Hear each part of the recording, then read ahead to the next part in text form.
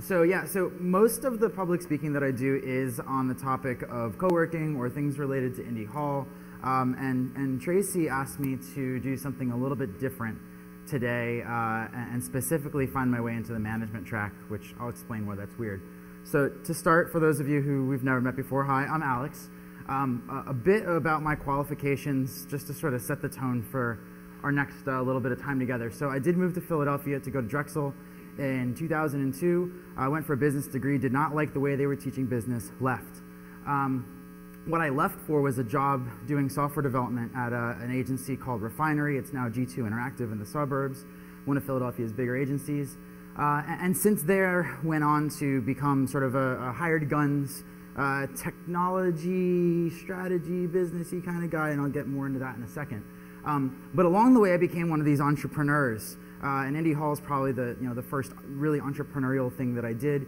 And just so you understand my definition of an entrepreneur, it's someone who makes things happen that weren't happening before. And it's really that simple. It's not about what your motivations are. There's a whole spectrum of motivations that can go into it. But it's really about creating. I was peeked my head into the last presentation, and the guy that was speaking said that the entrepreneurs that you're looking for in your organizations are a large % of what they do is creative.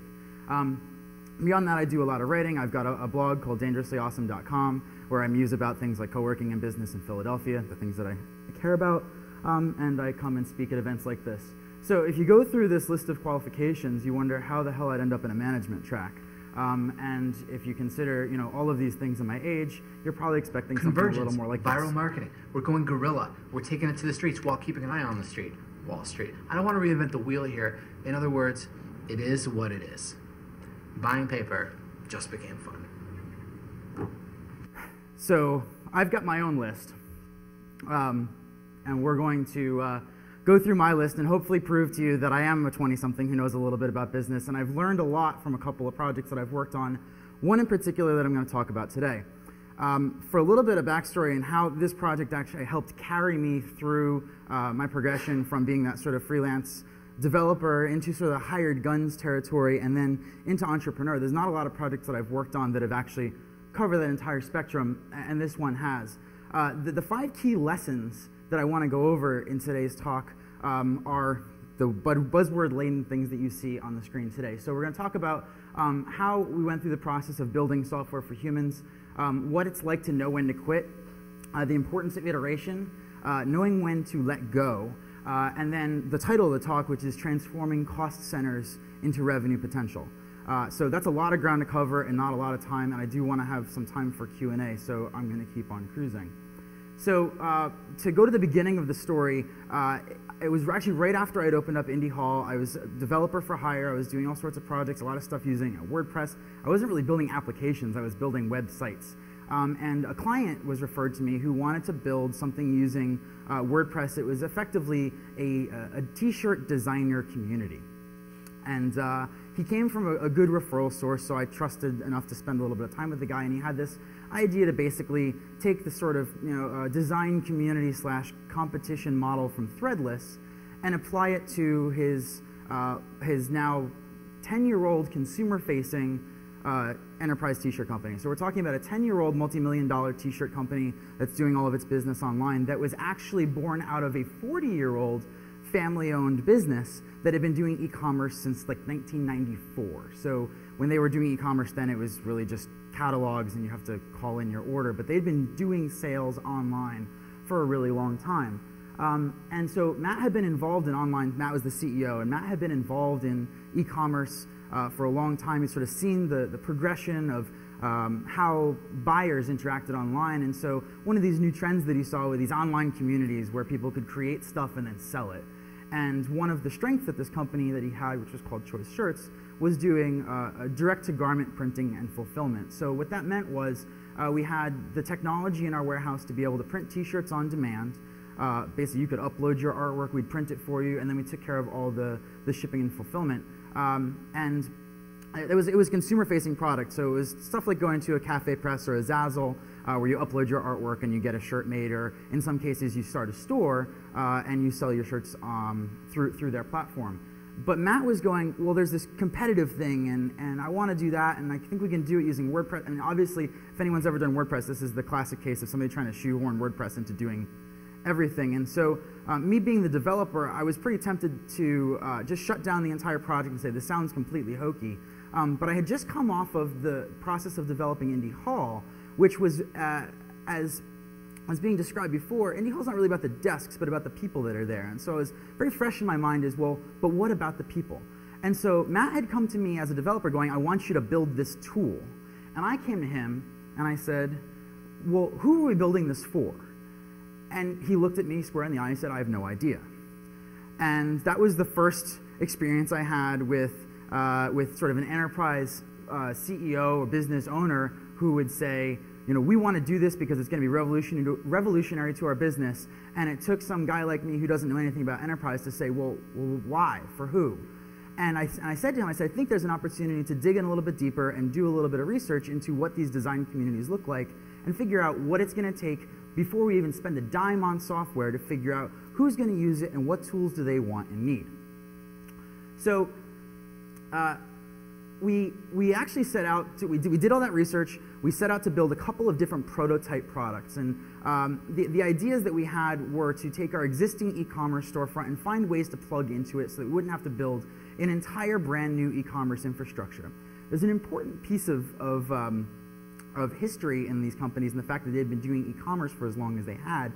And that was that they had been, they'd actually run their e-commerce using third-party software that was hosted on basically a consulting company's, their hosts. It was they were licensing their software, and the Choice Shirts was actually even paying for customizations that they didn't own.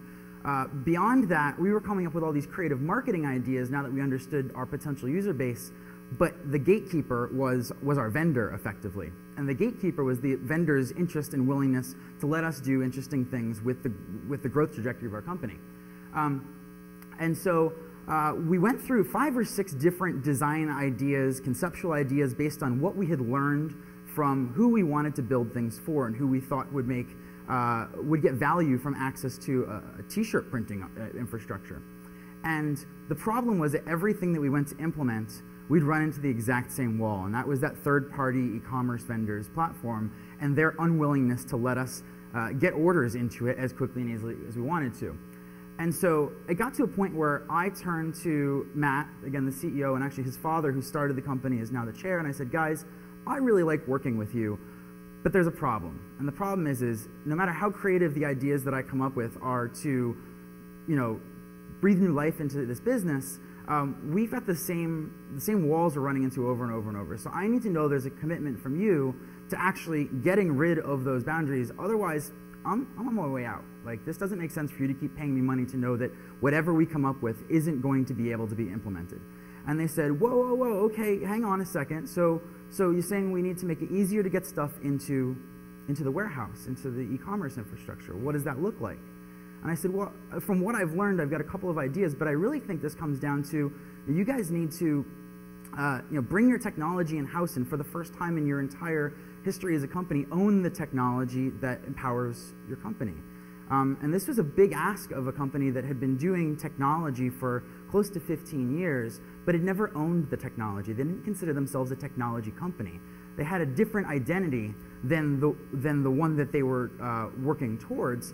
And I said, I think you need to bring in, you need to commit to bringing technology in-house, and that means you need to have technology leadership in-house, and that means you need to have that person start to hire a team. And once again, they said, well, what's a CTO? What does that look like? We've never done that before. And so I sat down, I described, well, this is a person who's going to be responsible for the technology decisions and, helping you choose platforms and vendors and doing the diligence on them, as well as, as your team grows, they're gonna hire those people and help vet those and, keep the team coalescing and come up with new innovative ways to use your tools in the business's best interest and in the customer's best interest.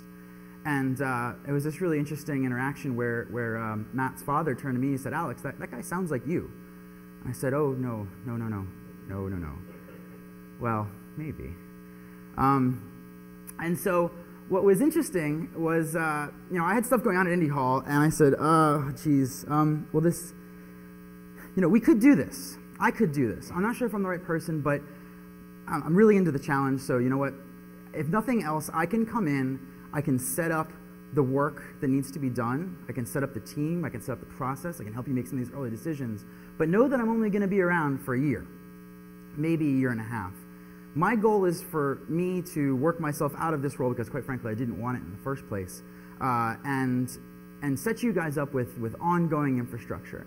And for them, that was the confidence they needed to take the leap. And so for me, one of the biggest takeaways here was I was asking these guys to really rethink their approach to business.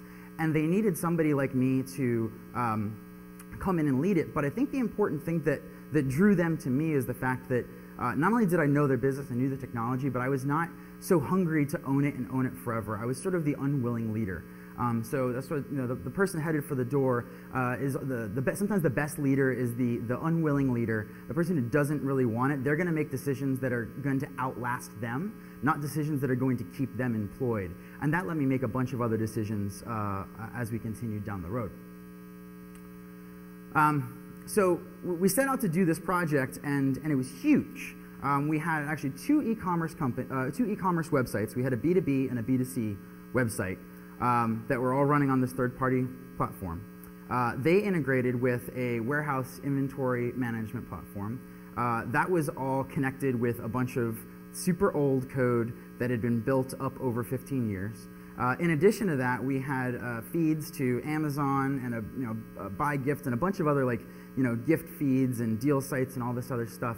So there was just piles and piles and piles of infrastructure that had been built up over 15 years. And I looked at it and said, well, we need to figure out what we can do and by when.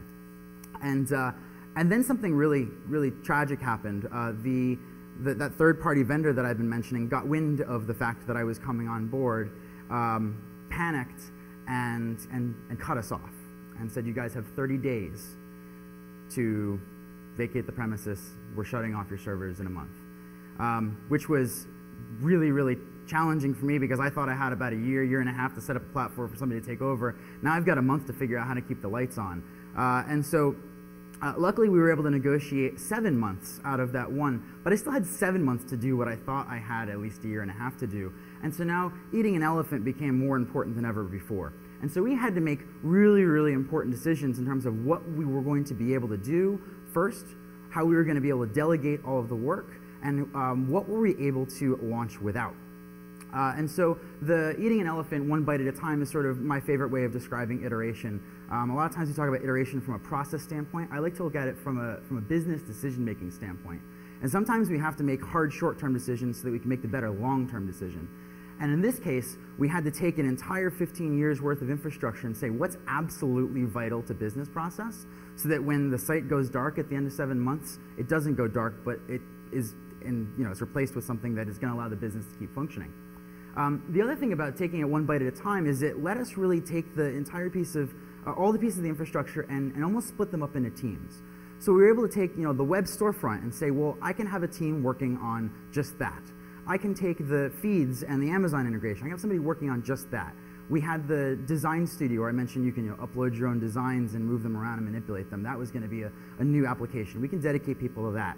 We had to recreate server infrastructure that this company never had before, so I can have people dedicated to that. And so I was taking on this new leadership role, and instead of trying to own everything, I was trying to break the entire project, the elephant-sized project, into lots of tiny little pieces and bring on individuals that could own each of those little pieces and start nibbling away at each of them as well.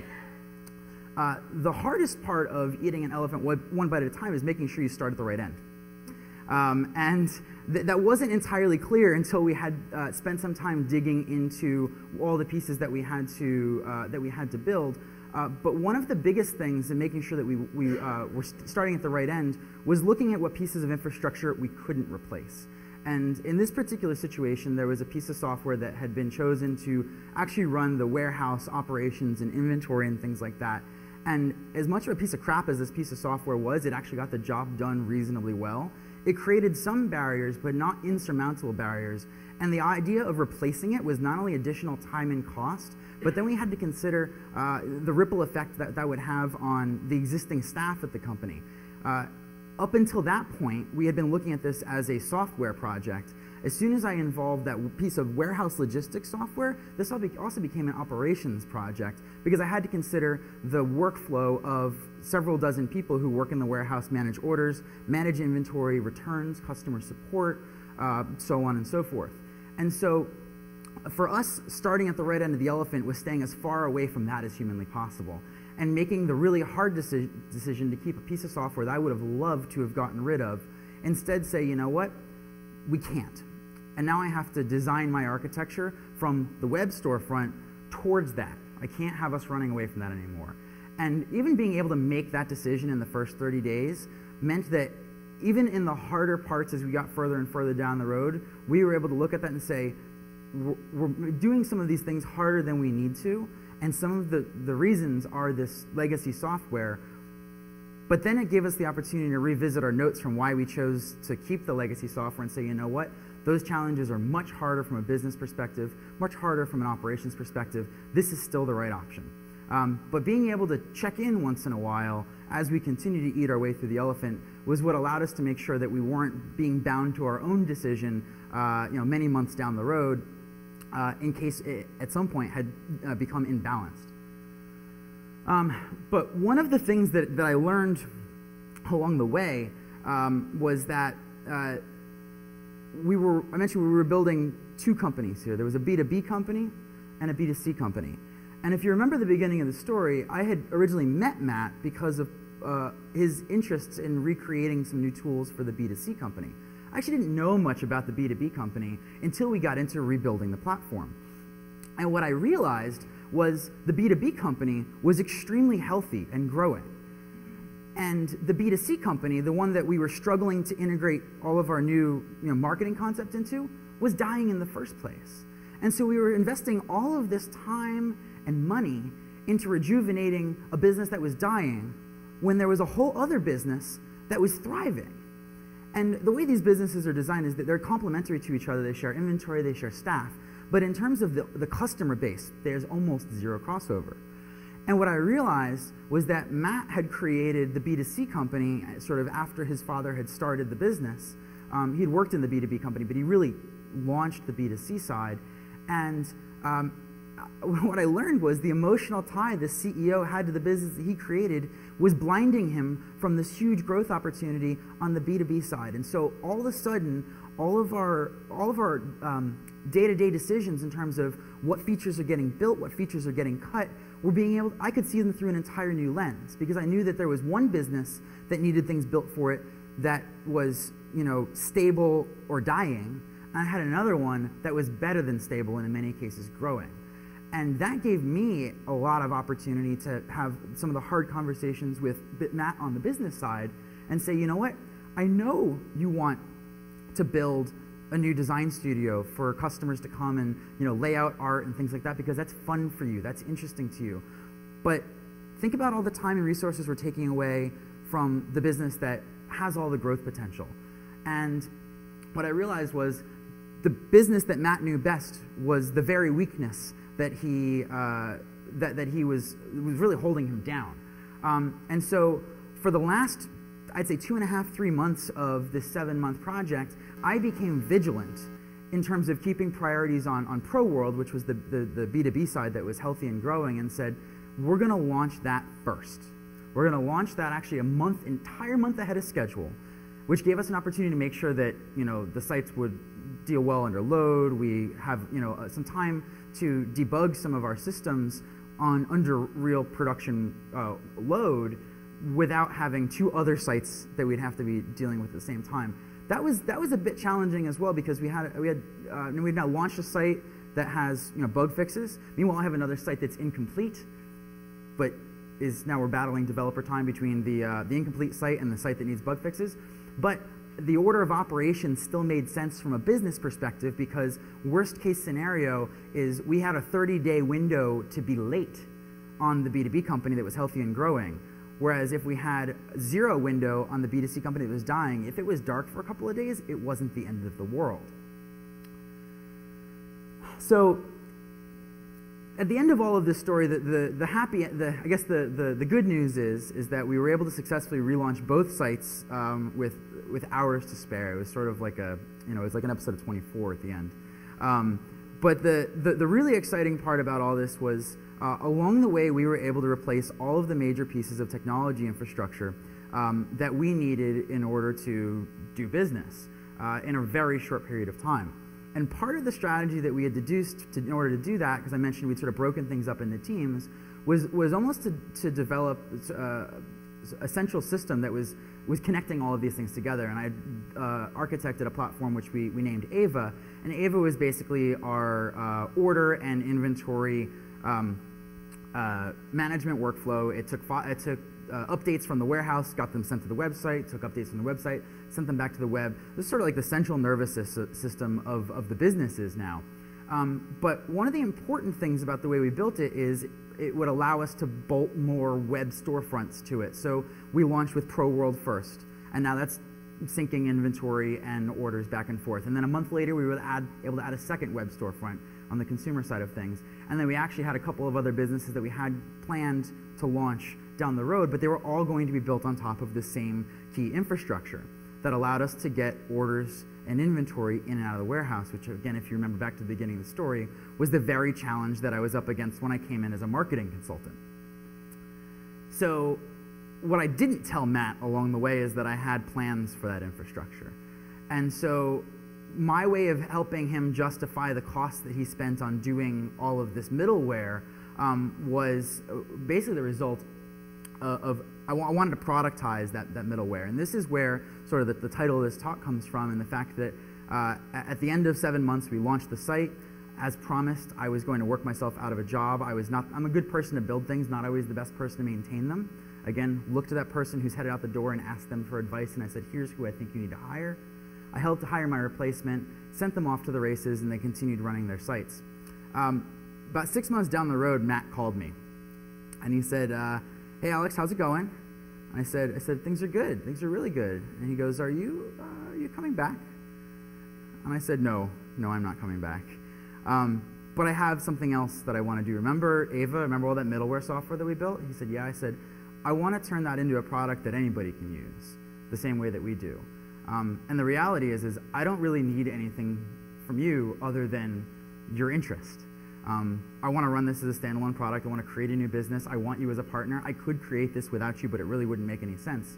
And I was able to propose something to him that a year before I had proposed to him, but he didn't get because he couldn't see it for himself. And the key here in the transformation from a business that used software to a business that makes software is Matt had never seen software as an empowerment tool. He always saw it as something that was going to cost them money in order to do business. And I was able to turn it around and say, here's what the process of building software for the business looks like. Here's what the process of running that software looks like. Here are the costs, which, by the way, because we were able to use open source and AWS and stuff like that, we dropped between licensing fees and hosting fees, we took their technology costs down by 70%, which is a ton of money that we were able to throw at new projects, which is really awesome. But the key here was there was a whole new business opportunity. Before, all they could come up with was new ways to market what we already had. And I said, well, if we make it really easy for other people with ideas like us to plug into us, we've got a whole new business model. And what I saw under the hood while we were building Ava was that both Choice Shirts and Pro World didn't make money when we sold shirts. We made money when we printed and fulfilled them. It didn't matter who sold them. And so instead of investing money into new e-commerce concepts, we could launch something that let anybody with an e-commerce concept plug into us. And instead of continuing to try and penetrate the saturated t-shirt market, anyone who had a good idea and an opportunity to really hustle and make it work, we could be there to power them and help them be successful. And so ultimately sharing what we invested in building for ourselves and the way we architected it so it could be shared allowed us to not just pay back the costs from rebuilding the infrastructure, but it's actually has the potential to be, and I'm confident, based on what it's already shown us with some of our early customers, that this can become a major, if not the major, portion of revenue that these companies will be pulling in. So it's been really amazing to watch Matt as a CEO go through this transformation where he now thinks about his business in a completely different way. And he's able to think about his business in terms of, almost this platform as a service, but in this very interesting, tangible product sort of way, which I don't think we get to experiment with a whole lot. So a quick recap. One of the key decisions that kept us from going down a nasty road was making sure that we're building for actual humans. Actually, I can go back to that point real quick. Some of the research that we did early on in terms of finding out who some of those designers for that design community were likely to be ended up being some of the people that we went back to when we created Dynamic Wear, which is this t-shirt printing and fulfillment API service that we've built over the last year.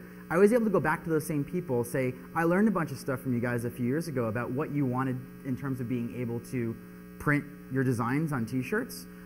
We've created a few new ways for you to do that. You want to use them, you want to play with them. And having that insight over the years build up and all these different audiences that we researched gave us insight into an entire new business model and product. Knowing when to quit, as I mentioned, was when we kept running into walls and trying to put a square peg into a round hole in terms of getting the infrastructure to do something it simply wasn't designed to do. And me making the hard decision and saying, I quit. It doesn't make sense for me to do this anymore. And for the owner of a business to have somebody on their team that they trust say, we can't do this, I think it was smart of Matt and his father to listen and learn and say, well, what are our options? And give me an opportunity to share some of those options, even though that turned into sort of a hair-raising adventure of replatforming a company. Iteration and eating an elephant, looking at things in bite-sized chunks, and most importantly, making sure that you're heading in the right direction by considering as much of the story of what you're going to need to iterate through as early as possible, and also being willing to check in. Iteration isn't any good if you're not learning along the way and making sure the decisions that you made at the beginning of the previous iteration aren't applicable. Knowing when to let go, and like I said, for me it was Matt not knowing how to let go of his business, and the hard conversations that I had to have. As a business owner, I think it's important to not be too emotionally married to your business concept and being willing to consider that maybe what you've always done is not what you need to continue to do. And then finally, the idea of sort of productizing your own systems and saying, if it works for us, is there an audience of other companies out there that it would work for, and is there a way to have them pay for it? And it's a completely different way to look at an enterprise or a services company. And it's something I think we're seeing more and more of. It's probably one of the more interesting trends that I think we're seeing in sort of enterprise platforms and API type platforms is the type of systems that companies build for themselves and say, well, we built this once. Why wouldn't somebody else want to benefit from our expertise? One of my other projects, I work with a company called WildBit. We do hosted version control, a product called Beanstalk, and hosted transactional email delivery, and a product called Postmark. Postmark itself grew out of our needs to maintain email deliverability, transactional email deliverability for Beanstalk. We knew how to do it really well at Beanstalk because we happen to have a decade of experience managing email systems for a newsletter product. But we realized that most other companies don't have that insight. So we were able to build something we needed for ourselves and then build it as a platform, and now it's a very fast-growing portion of the business as well. And so that's it for the 5 lessons that I learned in a few years of transforming an enterprise e-commerce company into a software development shop. And I'd love to answer any questions in the next 10 minutes, or about any of this, about Indy Hall, about technology in Philadelphia. I'm sort of an open book. What am I doing now? So I split my time between work at WildBit, between sort of growth and planning at Indy Hall, as well as helping other co-working spaces, and Dynamic Wear are my 3 primary projects. And sort of in the vein of knowing when to let go in perhaps a different way, I see Dynamic Wear as something that I was able to sort of extract from an existing business model. I think has a ton of potential, but I also don't think that I'm the right person to run it forever. So as we get out and past our private and public beta, I'm already really confident in the product. I could see myself stepping away from product in the next year, sticking around to make sure that the team is making smart business decisions and continuing to build sort of in the direction that things are going. But I think it's a really sound product, and I'm really excited to have something like that Matt was able to give me something and to be able to run with it for a year. I'd like the opportunity to have somebody come on board that shows a lot of promise and takes dynamicware and runs with it as well.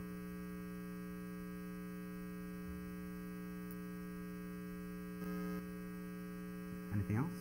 Yeah. How many people were involved in developing that infrastructure? Sure. So at peak, we had about 26 people, 26 developers across all of the projects. The largest team was the web team. We had a team of 2 working on the middleware. We had a team of 2 working on the design studio tool. At peak, we had like 12, I think, working on all of our e-commerce front ends. We were using Magento as our base, and so we ended up hiring a team based out of, oh gosh, where the heck were they? They were somewhere in the Midwest. But we did a bunch of months of we had done a bunch of due diligence on Magento in the year prior to choosing to do this replatforming, because it was something that they had been considering, but were sort of tiptoeing around and weren't really ready for. What was probably the most interesting, it was the biggest team I had ever run, and it wasn't just one team, it was multiple teams. And I say that the hardest challenge of doing that was figuring out how much room to give everybody, because my role was really to make sure that all of their work was moving towards the same end, and that when timelines were being kept to, that they would actually have what each other needed to integrate. So there's a lot of integrated systems. I think we were fortunate in having been able to choose some really talented people, but also having, I think Matt let me really focus on a combination of architecture and in some ways product management of all of these tools, so I could coordinate all of that, which was absolutely necessary. So it didn't all fit in the WordPress. Nah. Yeah.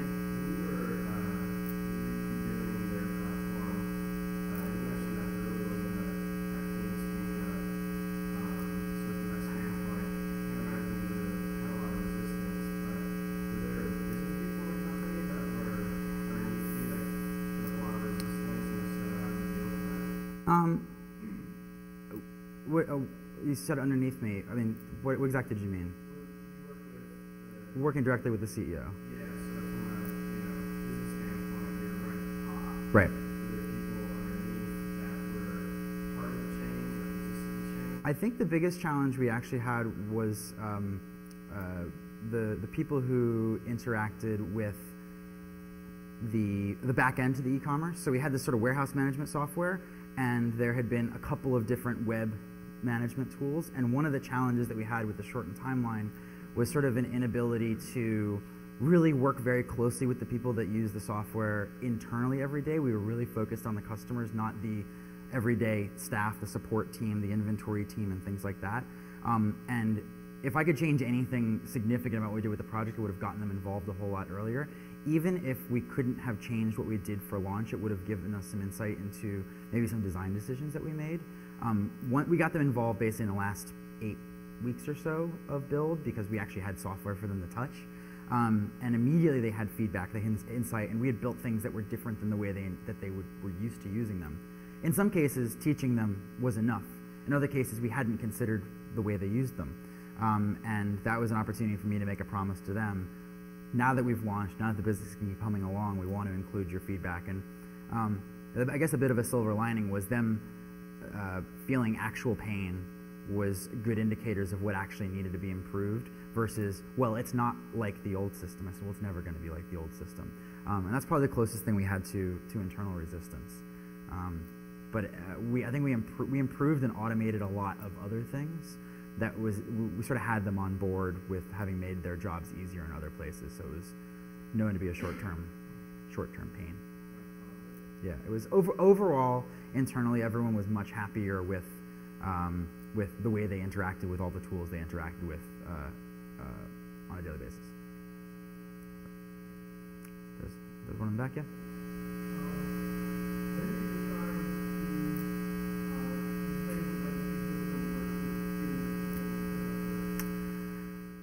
So I think in this case, timeline was the biggest consideration, and knowing that at that point, we knew enough to know that we could integrate with it, just that it was going to be painful. If we didn't know yet, I think we would have probably spent more time looking at new solutions. I think sort of knowing that it's possible, having a general threshold for how painful it's going to be and saying, well, that's more painful than building something entirely new in the timeline that we have. I think back to the same point of having some pain in the process isn't always a bad thing. What's been really great is the system's been live for a year and a half now, and we've seen things that the legacy software does well that we didn't realize how well it did, but some of the most painful things have really become obvious. And so I think that's helped us paint a clearer picture and go into this much more clear-headed about how we want to replace the legacy software. It wasn't that we don't want to replace it, it was that we don't want to replace it yet. And in terms of the number of things that we're going to break and change in the company, that piece did not make sense from the business perspective. But I think that's, I think to better answer your question is to look at the business value of that piece of legacy software and say, does replacing it with something identical improve the value of this project? If it does, then take a look at, the cost and timeline and how that affects it. In this case, it made sense to hold on to it, but we've also learned a whole lot about what more we want out of it now that we've got more automation and more opportunity on the external side of the business, especially with things like dynamic work coming into the fold. Yeah. In terms of the upfront investment, Mm-hmm. like the research that you had to make, Mm-hmm. did you get a lot of pushback or? Yeah. Yeah, it was one of those. I think the hardest part was they had never done it before, so they had no idea of what this should cost. And so the best thing I could do was be smart about vetting vendors and finding vendors that had good rates, but also were going to be. We had this crazy timeline, so I was like, this might cost a little more to get it done right the first time, because the cost of not getting it done right the first time is we're losing however many thousands of dollars, tens of thousands of dollars in some case, actually hundreds of thousands of dollars in some case, for the time that we're dark. Is that risk worth it? And there was a couple of other similar cost-benefit analysis we gave on things that seemed really expensive to a company that had never done it before. One of those was in replacing all of our web front end, we needed to consider how we were impacting our search footprint. Not a search engine expert, in spite of the fact that Indie Hall comes up for like Philly co-working and some other handy things. That's just not my strength. It's not my experience. And so I wanted to make sure that these businesses, which relied very heavily on natural search traffic, we weren't going to negatively impact their business by designing easier to use web UI that was going to potentially hurt the search rankings. And so we shopped around to a handful of trusted sources. One of them, I talked to Will at Sear here in Philadelphia, who's one of probably the only people in the world I really trust when it comes to search. And I said, how much does it cost for us to basically get an insurance policy evaluation where you come in, you look at all the decisions that we've made in terms of how we implement our front end and our URL structures and our meta tags and all those things, and make sure I haven't missed anything. And it was really expensive, and I'm sure absolutely worth it. But then I had to go to Matt and say, so, this is a $30,000 to $50,000 project, but I think I did it right. And that was like a combination of him trusting me and me trusting me. If I didn't trust myself, I would have said spend the $30,000 because I don't know confidently that I did it right. But no, I felt like I knew enough to help him make a calculated risk and say that $30,000 is an insurance policy. We've done a good job. We shouldn't need it. If you're uncomfortable, you should spend that money. But if you're comfortable, I don't think we need to. But it was definitely a challenge, and I think we did well by, like I mentioned, we were able to leverage some open source tools, actually a lot of open source. We used Magento as our foundation. All of the middleware stuff was custom built in Python and Django, which actually, going back to teams and decision making, within bounds of reason, I think Magento was the only tool that I actually chose. Everything else that we built, we said, we think you're a great team to build this. Build it with whatever you want. And so that middleware team decided, well, we want to use Python and Django. I said, cool, if that's going to make sure you hit the deadlines, and knock your socks off.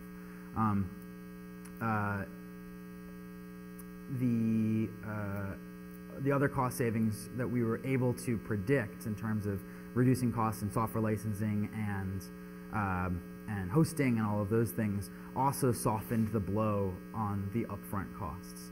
So I had to do a lot of work and research to sort of set all that up for the business to say, I've calculated this.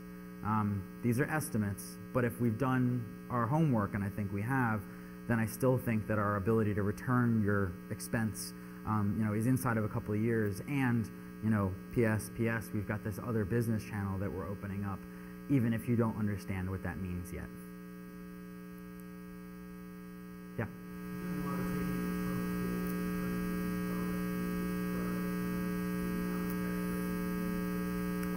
Yeah. Yeah. So I think that most of our effort goes into design and communications. The actual infrastructure that gets orders in and out of orders and inventory in and out of the warehouse is basically identical to what's communicating with our web storefronts. We just needed to apply design principles to how people interact with it. In the case of an API, I still think we're designing, and we're designing how people communicate with our system. So engineering all really is considered of scale, and that's the majority of where the engineering time has gone in. Not much has actually changed in terms of what's going on. Almost everything that's been applied to turning an internal system into something that's consumable by people that aren't us, I would qualify in the design realm, actually, where it's thinking about how people are going to use a tool, how it's going to appeal to them, how to get it to do the thing they expect it to, because we were building up against our warehouse systems on how we needed it to, but we were only one use case. And so you have to be careful not to design to a lowest common denominator, but instead consider very specific use cases. We made the decision to simplify that process by, instead of launching as a full-blown API that anybody could build into any system, we chose to integrate with Shopify, this really awesome hosted e-commerce platform with a really phenomenal API and app development interface. The benefit there was it gave us a sandbox of 20,000 stores that all run the exact same software, so I could put my focus on the engineering and the scaling instead of the design, knowing that I got it right for all of these stores that are identical for each other as we scale. That's an awesome, it's been an awesome strategy for us so far in terms of being able to build something that lets us focus our energy as a small team into producing a really great product, learning a whole lot of lessons, and then all of the same things that we built to integrate into Shopify become the base tools that developers are going to use to build into their own e-commerce systems, anything they've home rolled or a Magento plugin or a WordPress plugin or whatever it happens to be.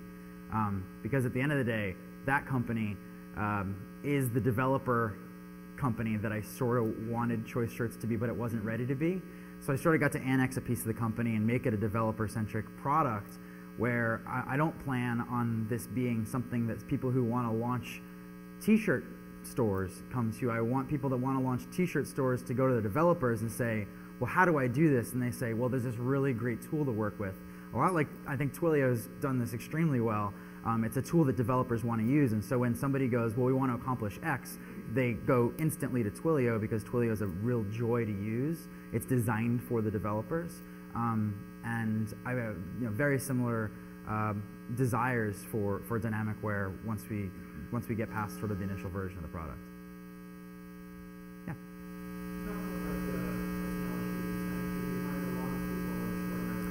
Sure.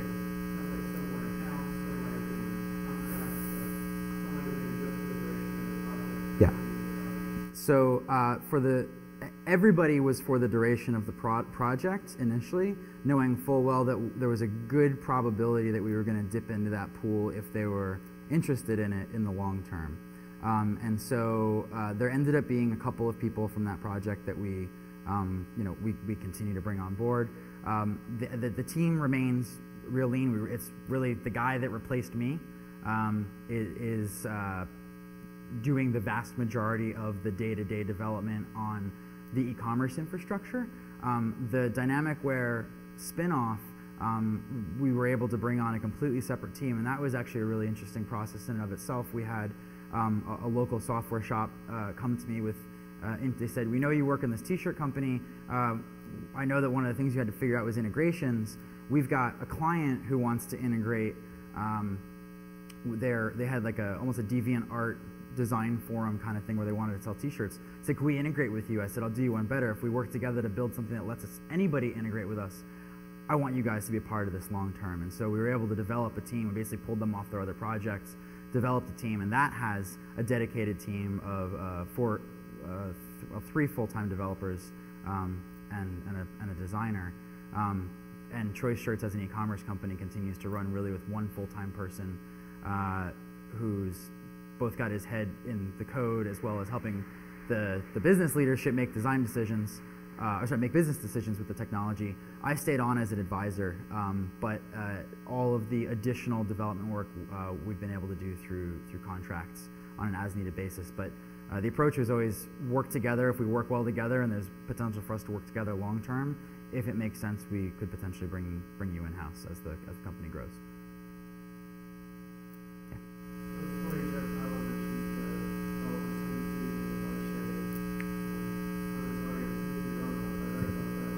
Yeah. Are you kind of in that role of ending the bike shedding and Yeah, that's actually probably the biggest reason I'm still an advisor is the business people don't always understand the technology enough to make a smart technology decision, but the technology people don't always understand the business implications of the technology decisions that they would like to make. And so there's sort of necessary common ground and understanding that that's a role that I've played a number of times in different companies as sort of like the translator, communicator, and a lot of times saying we don't need a bike shed. It doesn't matter how, just get it done. This is when it becomes a business imperative. Sometimes I need to remind Matt that he has a really smart developer who doesn't want to do things. That doesn't mean he can't do them or he shouldn't do them. It's in his best interest to learn why the developer doesn't want to do it. That's how they maintain a strong relationship. Is Matt gets to understand what things Daniel doesn't like to do. And that can help him in lots of different ways in terms of organizing projects, deciding maybe other projects we bring people on for, even positioning incentives for getting projects done. We avoid the things that we don't want to work on, and so if there's a project that's a business imperative and Matt feels very strongly about the impact it's going to have on the bottom line, he feels a lot better about pushing Daniel harder, but also saying there's something in this for you. Anything else? So what's Indie Hall? So Indie Hall is a co-working community and space. I'd say it's a clubhouse for anyone who can work from anywhere. We're here in Philadelphia, around the corner. Membership organization, so you pay a membership on a monthly. You can drop in for the day for $25, or you pay a monthly membership fee based on how often you participate. And that participation can go from anywhere from I just drop in for an afternoon to one day a month, to a few days a month, to a few days a week, to we've got about 35 or so people that work there. They call it their full-time office. And then we host events and training and all sorts of things. But I think the best way to think about Indie Hall is it's not just a better place to work, but better coworkers. Everyone's there because they want to be. And that's a pretty unique and inspiring place to work. In addition to that, it's not just software people. We have people from honestly, there's more industries than I could even think to rattle off right now, which makes for like sharing and insights of unobvious solutions happens at an extremely high rate because people get to know each other in a context other than the work that they're doing, form really strong relationships, and then when there's opportunities to share and grow, they do it together in ways that are typically very challenging to do while you're in the middle of a project or even while you're collaborating as co-workers. So yeah, we're right around the corner. We're at Third Market, Third and Church. Cool.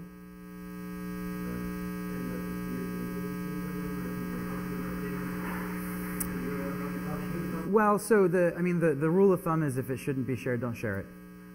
But it's a place where openness is encouraged, and the reality is everyone's got an idea worth stealing. So most people realize that it's sort of like you don't pull a knife at a gunfight. And if everyone's got an idea worth stealing, you feel a lot more comfortable sharing what you know, knowing that there's a better chance that it's going to come back better than you put it out, than it is, running away. That being said, especially people who work for other companies, you have to be responsible. We trust you to be responsible. Theoretically, your employer trusts you to be responsible with the knowledge that you have. So don't talk about stuff that you're not supposed to.